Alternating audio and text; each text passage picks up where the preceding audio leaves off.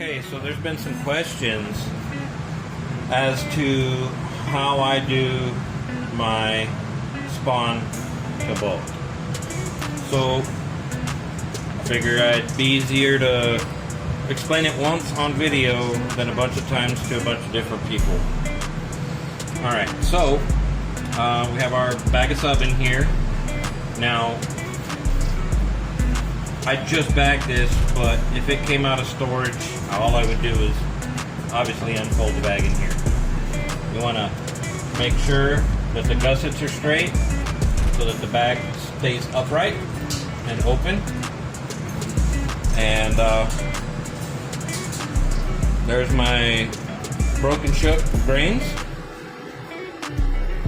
Just want to open it up, make sure I don't know if you can tell from the angle, but I'm definitely inside the hood. If you don't have a hood and you're doing this in front of a broke boy,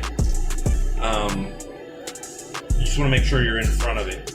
If you're doing it in front of a broke boy, this bag should be on its side with the air blowing across the top of it over here on the side. Because you definitely want this here in front of clean air. Now, a lot of people do this in open air, and that does work, absolutely. I'm not knocking that in the least. Not quite as well as something like this would work, or doing it in front of your broke boy, but it definitely works. I mean, before I had all this, that's what I was doing too. You know, when I wasn't doing bag inoculations inside of an SAB.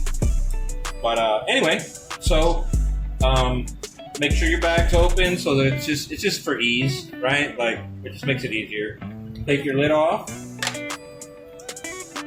Purchase your tracks. Pour in your grains.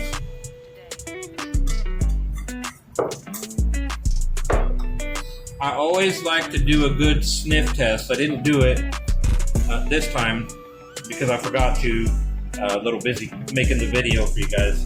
But I always do a sniff test. You know, make sure that it smells like that very earthy mushroom smell. If it doesn't, don't spawn it. Don't waste your sub in your bag. So what I like to do here is I always turn the filter patch away from me. And then I will grab the sides of the gussets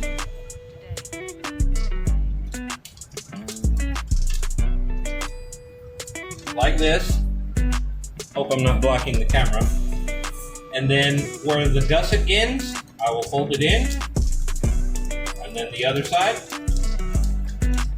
and then I fold them together like this. And I will take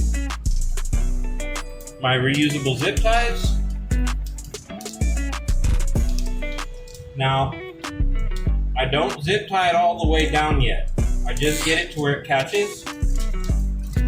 And then I take, hope I'm not blocking this. Maybe you can see this better this way. Almost to the top, real close, and then I tighten it down. Then I just, you know, shake it around. However you want to do this, I don't think it really matters. Just as long as the grains get mixed in well. And I just kind of bounce it a few times on the table, and that kind of helps, not really level it, but enough to where you can work with it.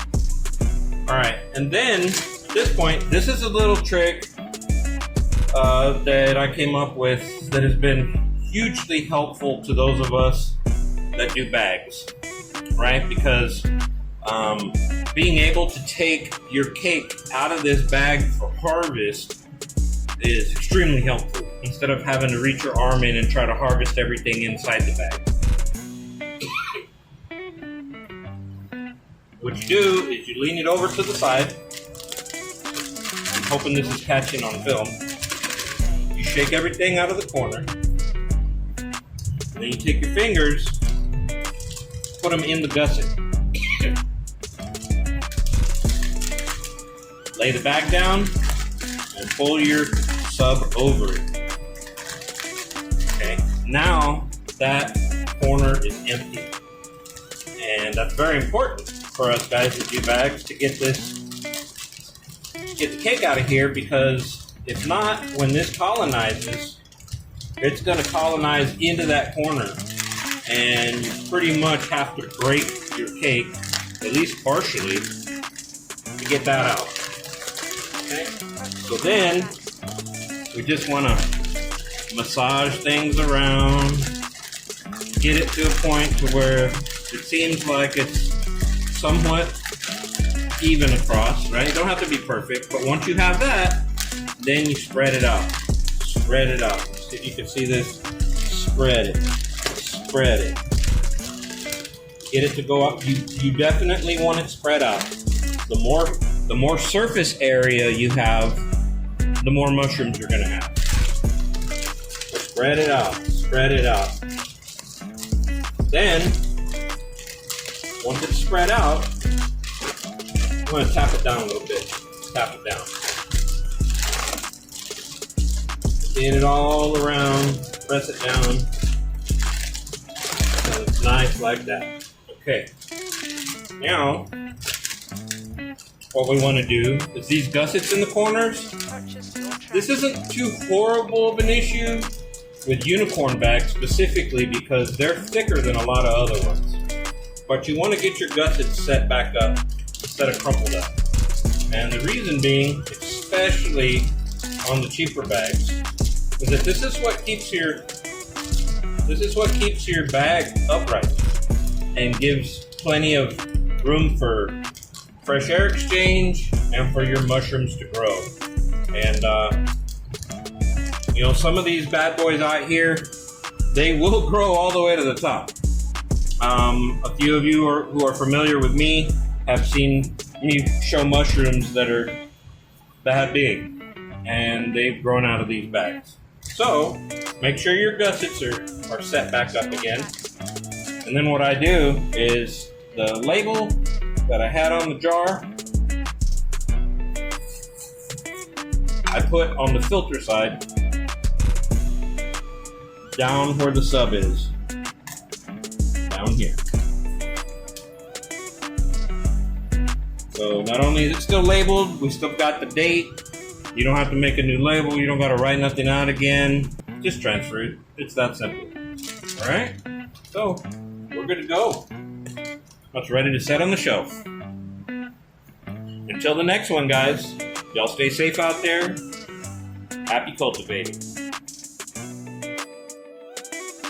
Purchase your tracks.